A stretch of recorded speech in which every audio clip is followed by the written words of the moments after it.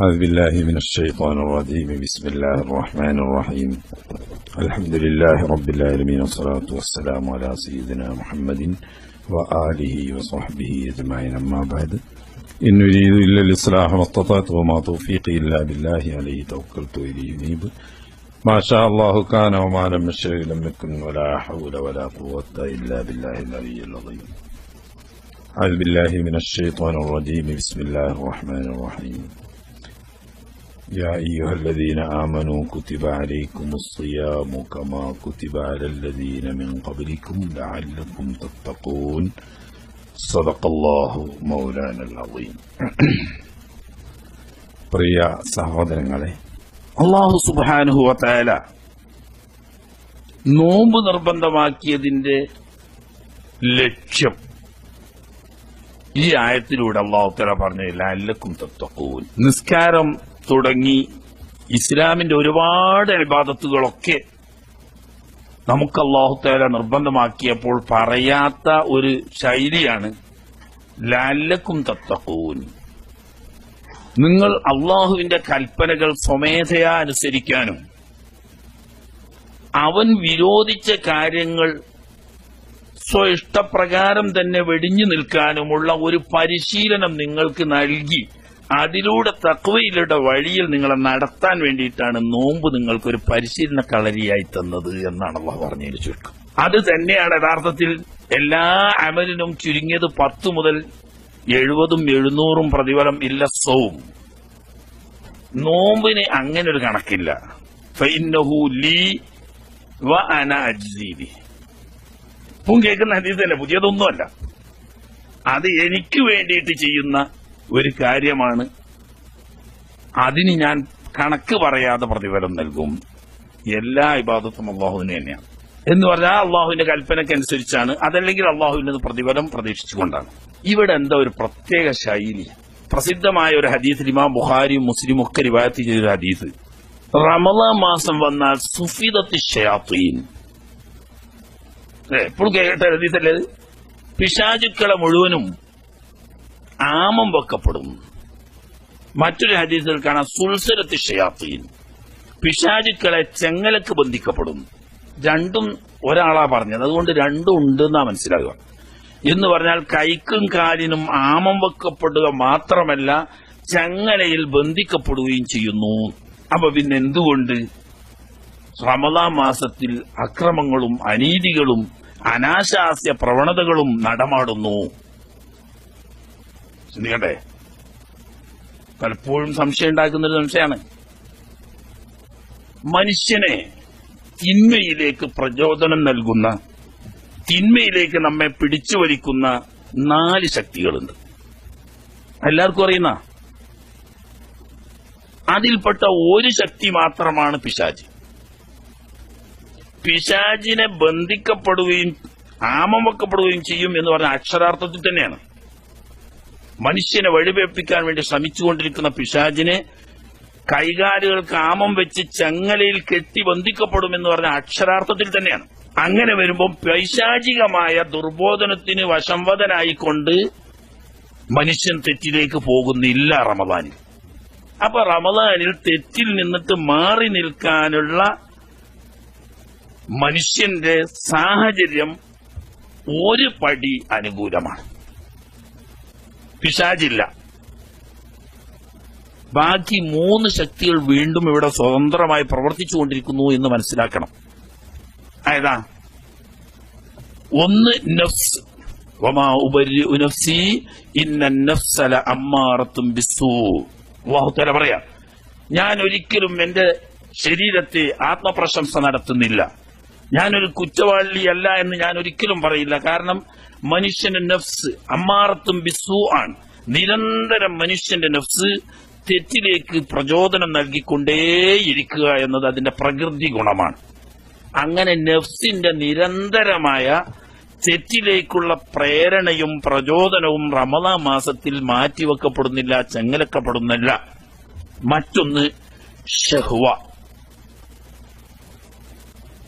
വികാരം. മനുഷ്യനെ തെറ്റിലേക്ക്, പിശാചിനേക്കാൾ കൂടുതൽ തെറ്റിലേക്ക് കൊണ്ടുപോയി ചാടിക്കുന്ന ശക്തിയാണ് ഷഹ്വത്ത്. ഷഹ്വത്തിന് രണ്ട് മുഖമുണ്ട്.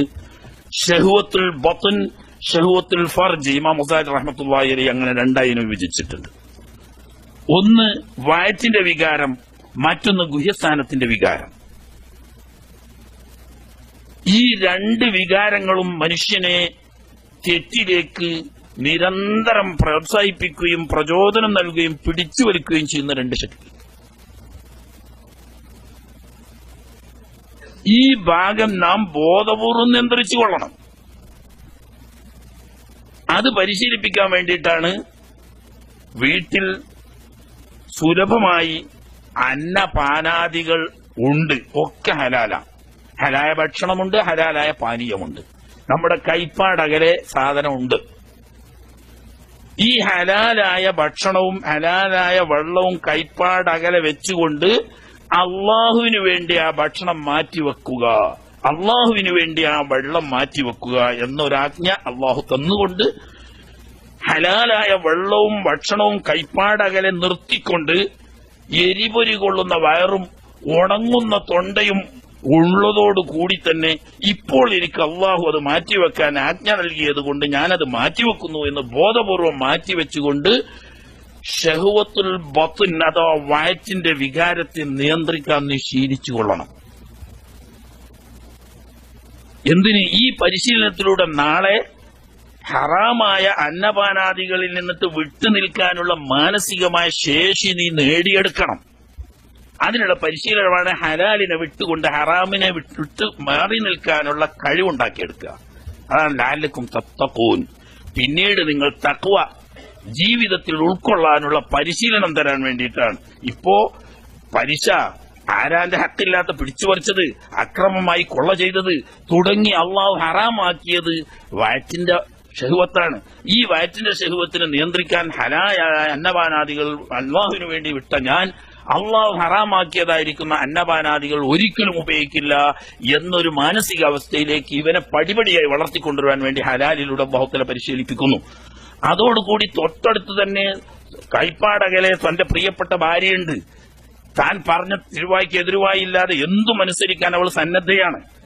അള്ളാഹു ഹലാലാക്കി നിക്കാഹ് ചെയ്ത് മഹർ കൊടുത്ത് ചെലവ് കൊടുത്ത് സംരക്ഷിക്കുന്ന നമ്മുടെ ഭാര്യയാണ്. നമ്മുടെ ഹലാലായ വികാരം ഫർജിന്റെ ഷഹ്വത്ത് എന്ന് പറയുന്ന ഷഹ്വത്തുൽ ഫർജ് ഹലാലായ നിലക്ക് പൂർത്തീകരിക്കാൻ വേണ്ടിയുള്ള ഭാര്യ തൊട്ടടുത്ത് നിൽക്കുമ്പോൾ നോമ്പുകാരനോട് അല്ലാഹു സുബ്ഹാനഹു വ തആല പറയുന്നു, നിന്റെ രണ്ടാമത്തെ ഷഹ്വത്താകുന്ന ഷഹ്വത്തുൽ ഫർജ് അത് പൂർത്തിയാക്കാനുള്ള ഹലാലായ മാർഗം നിന്റെ കൈപ്പാടകലെ ഉണ്ടായിട്ട് ഒരു തടസ്സവും പ്രതിബന്ധവും ഇല്ലാതെ നിൽക്കുന്ന ഈ സാഹചര്യത്തിൽ അള്ളാഹുവിനു വേണ്ടി നിന്റെ വികാരത്തെ നീ നിയന്ത്രിച്ചുകൊണ്ട് ആ ഭാര്യയുമായി വിട്ടു നിൽക്ക്. അങ്ങനെ ഹലാലായ അന്നപാനാദികളും ഹലാലായ ലൈംഗിക വീഴ്ചകളും അള്ളാഹു വിരോധിച്ചു തൽക്കാലത്തേക്ക് എന്നതിനു വേണ്ടി വിട്ടുനിന്ന് ഇത് ശീലിച്ചൊരു മനുഷ്യൻ ഹറാമായ നിലക്ക് തന്റെ ലൈംഗിക വികാരം പൂർത്തീകരിക്കാൻ ആഗ്രഹിക്കുമ്പോൾ അള്ളാഹുവിനു വേണ്ടി ഹലാലിനെ മാറ്റിവെച്ച എനിക്ക് അള്ളാഹുവിനു വേണ്ടി ഹറാമിനെ മാറ്റിവെക്കൽ ഒരു പ്രശ്നമല്ല എന്ന അവസ്ഥയിലേക്ക് മാനസികമായി പടിപടിയായി പരിശീലനത്തിലൂടെ ഉയർത്തിക്കൊണ്ടുവന്ന് ലഅല്ലക്കും തത്തഖൂൻ. എന്നാ അത് രണ്ടും കൊണ്ടായോ? ഒന്ന് നഫ്സ്. നഫ്സ് എന്ന് പറയുന്നത് നാക്കാരി പോലത്തെ ഒരു സാധന.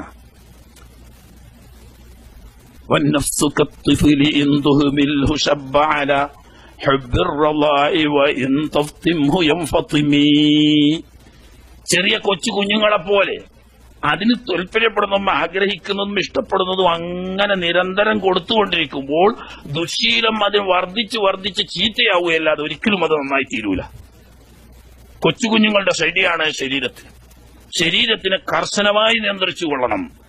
അങ്ങനെ ശരീരത്തിനെ നിയന്ത്രിക്കാനുള്ള ഏറ്റവും നല്ല മാർഗം ശരീരത്തിന് ക്ഷീണം, വിശപ്പിലൂടെയും ദാഹത്തിലൂടെയും ക്ഷീണവും അവശതയും അനുഭവിക്കും. കാരണം 2 ദിവസം തുടർച്ചയായിട്ട് നല്ല പനി, 2 ദിവസം പനിച്ച എല്ലാ പോക്കിരിത്തരം അങ്ങോട്ട് അടങ്ങും അല്ലേ?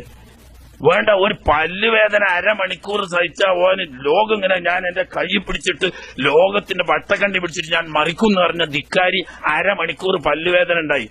അടങ്ങി ഒന്നും വേണ്ട, ഓന് ഇത് ഈ പല്ലൊന്ന് പോയി കിട്ടിയിട്ട് മതി, മരിച്ചാലും വേണ്ടിയതാണ്. ഇത്രയൊക്കെ ഉള്ളു ആ നഫ്സിന്റെ കഴിവ്. അപ്പൊ നഫ്സിനെ എന്താക്കുക?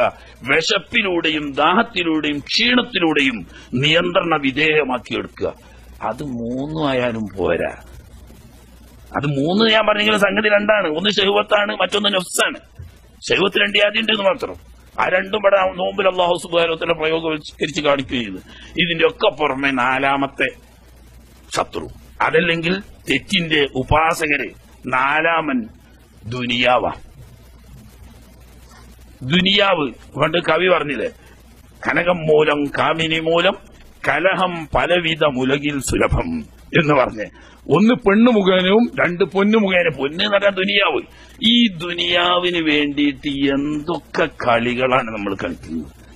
എന്ത് ഓടപ്പറപ്പിന്റെ കഴുത്തിൽ കത്തിവെക്കാൻ വരെ നമ്മൾ തയ്യാറാവും. നിങ്ങള് സ്വന്തം ഒരു ഉമ്മാക്കും ബാപ്പാക്കും പെറ്റു വളർന്ന സ്വന്തം ജ്യേഷ്ഠാനുജന്മാര് ഒരു അതിർത്തിയുടെ പ്രശ്നത്തിന്റെ പേരിൽ ഒരു ഇഞ്ചിന്റെ പകുതി സ്ഥലത്തിന് വേണ്ടി സ്വന്തം മുടപ്പറപ്പിന്റെ നെഞ്ഞത്തേക്ക് കത്തി കുത്തിക്കേറ്റുകൊണ്ട് കുടൽമാല പുറത്തു കഴിഞ്ഞിട്ട് പെടയുന്നത് കാണുമ്പം ആത്മനിർവൃതിയോടുകൂടി തിരിച്ചു പോകാൻ മാത്രമുള്ളൊരു മൃഗീയത എന്ന് പറയേണ്ട മൃഗീയതയെ പോലും നാണിപ്പിക്കുന്ന ഒരു അവസ്ഥയിലേക്ക് മനുഷ്യനെ വളർത്തിയെടുക്കുന്ന ദുന്യാവ. ആ അതിർത്തി പ്രശ്നം അല്ലെങ്കിൽ സ്വത്തിന്റെ പ്രശ്നം. ഈ ദുനിയാവിനോടുള്ളതായ അലച്ചയും അത്യാഗ്രഹവും മനുഷ്യനെ മൃഗത്തെക്കാൾ കൂടുതൽ അധപ്പതിപ്പിക്കുന്നു. ഇതില്ലാതെ ബാക്കിയൊക്കെ ശുദ്ധിയായിട്ട് കാര്യമില്ല. ബാക്കിയെല്ലാം ശുദ്ധിയാണ്. പക്ഷെ ഈ ഒറ്റ തകരാറ്, ദുന്യാവിനോടുള്ള അലച്ച. ദുന്യാവ് വേണ്ടെന്നല്ല ഞാൻ പറയുന്നത്, ദുന്യാവ് വേണം. പക്ഷെ അതിനോടുള്ള മഹബത്ത് എടുത്തു കളയണം. ദുന്യാവിനോടുള്ള മഹബത്ത് മാത്രം എടുത്തു കളയാം. ദുന്യാവ് എത്ര ഉണ്ടായിക്കോട്ടെ. അഥവാ കൽബിൽ ദുന്യാവ് കയറാൻ പാടില്ല, കയ്യിൽ എത്രയും ആവാം. കയ്യിൽ ദുന്യാവില്ലാത്തവനെയും കൽബിൽ ദുന്യാവ് ഉണ്ടാവും. കൽബിൽ ദുന്യാവുള്ളവൻ ഒരിക്കലും സുഖത്തിന്റെ ആളാവൂലാണ്. ഓൻ എപ്പോഴും അതിനു വേണ്ടിയിട്ട് ജീവിക്കുന്ന ഒരവസ്ഥ വരും. അപ്പൊ ഈ കൽബിൽ നിന്നിട്ട് ദുനിയാവിനെ മാറ്റിക്കളയാൻ വേണ്ടിയിട്ടാണ് റമദാൻ ഫർളാക്കിയ അതേ മാസത്തിൽ തന്നെ ശഅബാൻ, അതായത് ഹിജ്റ 2-ാം വർഷം ശഅബാൻ മാസത്തിൽ തന്നെ അല്ലാഹു സുബ്ഹാനഹു വ തആല സക്കാത്തും ഫർളാക്കി. സക്കാത്ത് ഫർളാക്കി. ഈ സക്കാത്ത് ഫർളാക്കിയോട് മാത്രമായില്ല, സാധാരണ സദഖ, സുന്നത്തായ സദഖ ചെയ്യുന്നത് റമദാനിൽ ചെയ്താൽ ഫറലായ സദഖയുടെ പുണ്യം കിട്ടുമെന്ന് പറഞ്ഞ് ഷഹ്റുൽ മുവാസാത്ത്, റമദാന്റെ പ്രത്യേകതകൾ വിവരിച്ചുകൊണ്ട് റസൂലുള്ളാഹി സ്വല്ലല്ലാഹു അലൈഹി വസല്ലം തങ്ങൾ പറഞ്ഞ സുദീർഘമായ ഹദീസിൽ കാണാം, ഷഹ്റുൽ മുവാസാത്ത്, ഉള്ളതുകൊണ്ട് ഇല്ലാത്തവനെ സഹകരിച്ച് പരസ്പര സഹകരണത്തിന് വേണ്ടി അല്ലാഹു തആല പരിശീലനം നൽകുന്ന മാസമാണ്. ഇത് എന്തിനാണെന്ന് വെച്ചാൽ, ദുനിയാവ് എങ്ങനെയൊക്കെ പറഞ്ഞാലും നമ്മളെ കയ്യിന്ന് പോയാലും കൽബിന്ന് പോവില്ല. നമ്മളെ പോലത്തെ അവസ്ഥ അതാണ്. അപ്പൊ ഇങ്ങനെ വരുമ്പോ കയ്യിന്ന് പോകുന്നതിനനുസരിച്ച് കൽബിന്റെ ബന്ധം കുറയും. നമ്മളിങ്ങനെ മുറുക്കി പിടിക്കും തോറും ഇതിനോട് മഹബത്ത് കൂടുക. അതേ സമയത്ത് ഇതിലെ വന്ന് ഇതിലായിട്ട് പോട്ടെ നോക്കുമ്പം കുറെ ഇങ്ങനെ പോകാനുള്ള ഒരു ബാബ് നമ്മളെ കൽബിന്റെ ഉള്ളിൽ ഒന്ന് തുറന്നു വെച്ചു കൊടുത്താൽ, ആ തുറന്നതിലൂടെ പുറത്തു പോകുമ്പോൾ ആദ്യം നമുക്ക് സഹിക്കാൻ കഴിയൂല. ഇപ്പൊക്കെ ഈ സഹിക്കാൻ കഴിയാതെ കുറേശ്ശെ അങ്ങനെ പോയിക്കൊണ്ടിരിക്കുന്നതിനനുസരിച്ച് അത് സഹായത്തിനുള്ള ഒരു ശക്തി വരും. പിന്നെ അതൊരു ആവേശമായി മാറും. പിന്നീട് അത് തന്നെ ഏറ്റവും വലിയൊരു അഭിലാഷമായി മാറും. അതിനു വേണ്ടിയിട്ട് ആ വാതിലെല്ലാം കുത്തിത്തുറന്ന ഓട്ടകളൊക്കെ ഉണ്ടാക്കി ദുനിയാവ് ഹൈറിന്റെ മാർഗത്തിൽ എണ്ണമറ്റ പ്രതിഫലം കിട്ടുന്ന ഒരുപാട് വാതിലുകൾ തുറന്നു വെച്ചുകൊണ്ട് റമദാൻ മാസത്തിൽ പ്രത്യേകം സദഖയുടെ ഒരു വാതിൽ അല്ലാഹു തആല തുറന്നു വെച്ച് അതിലൂടെ പുറത്തേക്ക് വിടാനുള്ള ബാബുകൾ സജ്ജീകരിച്ച് അതിലൂടെ പുറത്തുവിട്ട് പരിശീലിപ്പിച്ച് ഒരൊറ്റ നോമ്പ് മാസം കഴിയുമ്പോഴേക്ക് ദുനിയാവിനോടുള്ള മഹബത്ത് കുറച്ചു കൊണ്ടുവരാനും ശരീരത്തിന്റെ ധിക്കാരം കുറച്ചു കൊണ്ടുവരാൻ വേണ്ടി ക്ഷീണവും അവശതയും ഉൾക്കൊള്ളാനും വിശപ്പും ദാഹവും ലൈംഗികമായ നിയന്ത്രണവും പരിശീലിച്ചുകൊണ്ട് ലഅല്ലക്കും തത്തഖൂൻ, നിങ്ങൾ സ്വയം തഖ്വക്ക് സജ്ജരായി മാറാൻ വേണ്ടിയിട്ടാണ് അല്ലാഹു സുബ്ഹാനഹു വ തആല നോമ്പ് നിർബന്ധമാക്കിയത്.